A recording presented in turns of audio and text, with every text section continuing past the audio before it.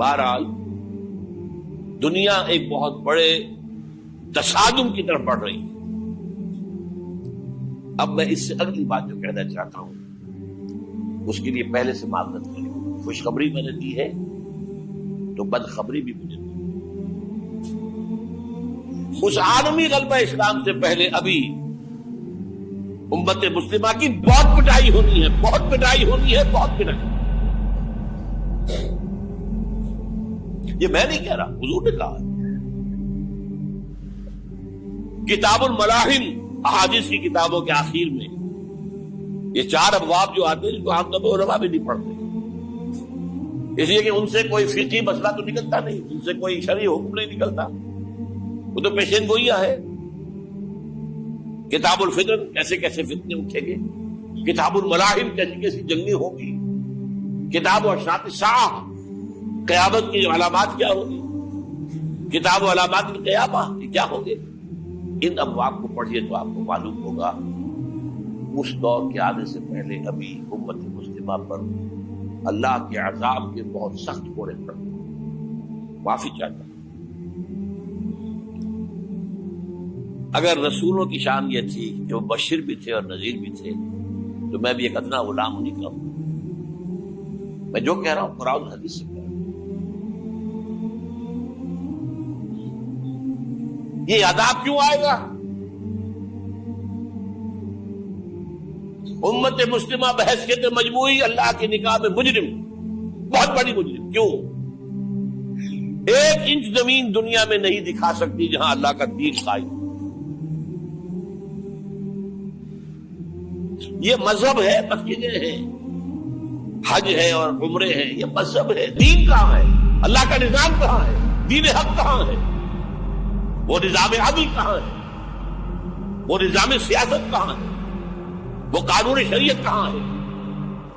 آپ کی ساری معیشت سود کے اوپر ہے، اور سود سے زیادہ بڑا گھناؤنا جرم کوئی نہیں، سود سے زیادہ بڑا گھناؤنا گناہ کوئی نہیں، جس کے بارے میں حضور نے فرمایا الربا 70 جزءا یحوما.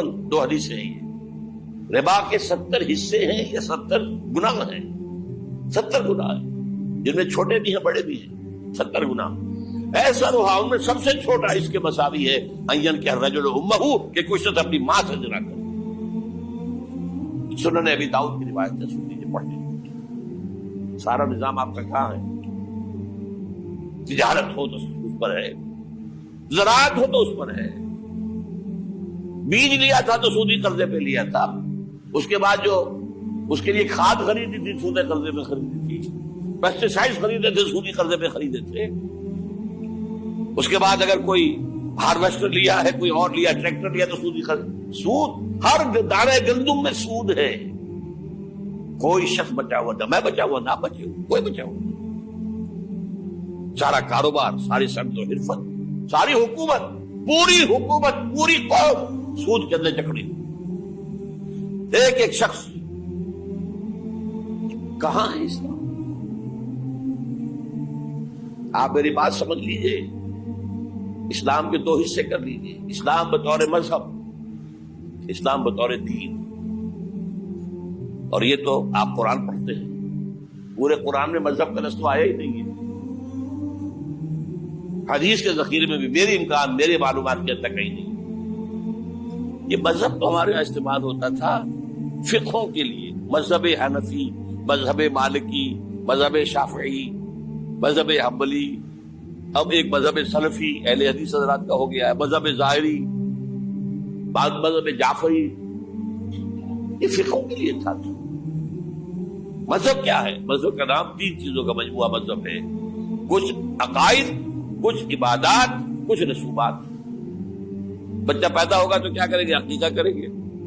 کوئی فوت ہوگا تو کیا کریں گے؟ جنازہ پڑھائیں گے، کفن دفن کریں گے. شادی ہوگی تو کیا کریں گے؟ ایجاب و قبول ہوگا، ولیمہ ہوگا. یہ رسومات ہے. دین یہ نہیں ہے. دین ہے اللہ کا دین، اللہ کا نظام، اللہ کا قانون. وَمَن لَّمْ يَحْكُم بِمَا أَنزَلَ اللَّهُ فَأُولَٰئِكَ هُمُ الْكَافِرُونَ. جو اللہ کی اتاری ہوئی شریعت کے مطابق فیصلے نہ کرے وہی تو کافر ہے. میں اور آپ کون ہیں؟ برا نہ مانیے. فیس دی فیکٹس. اور یہ فتویٰ کس کا ہے؟ اللہ کا ہے. وَمَن لَّمْ يَحْكُم بِمَا أَنزَلَ اللَّهُ فَأُولَٰئِكَ هُمُ الْكَافِرُونَ وَمَن لَّمْ يَحْكُم بِمَا أَنزَلَ اللَّهُ فَأُولَٰئِكَ هُمُ الظَّالِمُونَ وَمَن لَّمْ يَحْكُم بِمَا أَنزَلَ اللَّهُ فَأُولَٰئِكَ هُمُ الْفَاسِقُونَ. 3 فتوے ہیں اس مفتی اعظم کے جو ہماری اتاری ہوئی شریعت کے مطابق فیصلے نہیں کرتے. وہی تو کافر ہے, وہی تو مشرک ہے, وہی تو فاسق ناجار ہے, باغی. یہ ہے امت مسلمہ کا حال. اب میں یہاں آپ کو اختصار سے بیان کرتا ہوں حضور کا طریقے انقلاب کیا تھا. اختصار تفصیل سے کتابوں میں دیکھیے. نمبر 1, دعوت ایمان بذریعہ قرآن. یتلو علیہم آیاتہ. آج جمعے میں میں نے اسی آیت پر تقریر کی. تلاوت آیات, قرآن پڑھ کے سناؤ, قرآن پڑھ کے سناؤ, قرآن پڑھ کے سناؤ. کہہ دو وہی تو ہے جس نے تم کو پیدا کیا اور تمہارے کان اور آنکھیں اور دل بنائے, مگر تم کم ہی احسان مانتے ہو. کہہ دو کہ وہی ہے جس نے تم کو زمین میں پھیلایا اور اسی کے روبرو تم جمع کیے جاؤ گے. کیا یہ کسی کے پیدا کیے بغیر ہی پیدا ہو گئے, یا یہ اپنے آپ کو خود پیدا کرنے والے ہیں, یا انہوں نے آسمانوں اور زمین کو پیدا کیا ہے؟ نہیں, بلکہ یہ یقین ہی نہیں رکھتے. تو کیا ہم پہلی بار پیدا کر کے تھک گئے؟ نہیں, بلکہ یہ اثر نو پیدا کرنے کے بارے میں شک میں پڑے ہوئے ہیں. اور ہم ہی نے انسان کو پیدا کیا ہے, اور جو خیالات اس کے دل میں گزرتے ہیں ہم ان کو جانتے ہیں, اور ہم تو رگ جان سے بھی زیادہ اس کے قریب ہیں. اور کافر انسان کہتا ہے کہ جب میں مر جاؤں گا تو کیا زندہ کر کے نکالا جاؤں گا؟ کیا ایسا انسان یاد نہیں کرتا کہ ہم نے اس کو پہلے بھی تو پیدا کیا تھا جبکہ وہ کچھ بھی چیز نہ تھا؟ سو تمہارے پروردگار کی قسم ہم ان کو جمع کریں گے اور شیطانوں کو بھی, پھر ان سب کو جہنم کے گرد حاضر کریں گے اور وہ گھٹنوں پر گرے ہوئے ہوں گے. وہی زندہ کو مردے سے نکالتا ہے اور وہی مردے کو زندہ سے نکالتا ہے, اور وہی زمین کو اس کے مرنے کے بعد زندہ کرتا ہے, اور اسی طرح تم دوبارہ زمین میں سے نکالے جاؤ گے. اور اسی کی نشانیوں میں سے ہے کہ اس نے تمہیں مٹی سے پیدا کیا, پھر اب تم انسان ہو کر جا بجا پھیل رہے ہو. اس قرآن کے ذریعے سے دلوں میں ایمان پیدا ہو, یقین والا ایمان. دیکھیے, برا نہ مانے, مغالطے میں نہ رہیے. میرے اور آپ کے دلوں میں ایمان نہیں ہے, عقیدہ ہے, والدین سے ملا ہے. یقین والا ایمان کہاں ہے؟ اپنے گریبان میں جھانکیے, اللہ آپ کو توفیق دے. کیا مجھے واقعی یقین ہے کہ مجھے مرنے کے بعد جی اٹھنا ہے؟ کیا مجھے یہ واقعی یقین ہے کہ اصل زندگی آخرت کی زندگی ہے؟ کیا مجھے واقعی یقین ہے کہ قرآن اللہ کا کلام ہے؟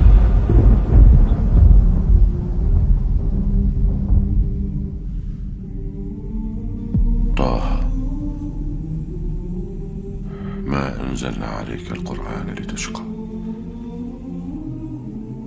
إلا تذكرة لمن يخشى تنزيلا ممن خلق الأرض والسماوات العلى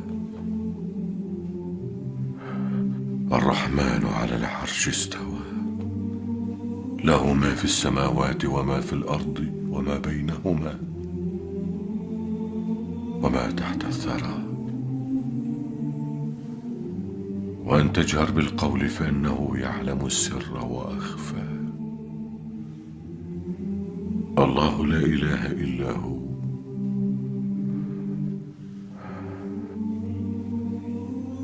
له الأسماء الحسنى. ٹٹولی اپنے دلوں کو. اگر یقین ہوتا کہ اللہ کا کلام ہے تو آپ اس کو سمجھنے کے لیے عربی بھی نہ سیکھ سکتے. انگریزی آپ پڑھے, اور پڑھی آپ نے ایسی کہ انگریزوں کو پڑھا دے.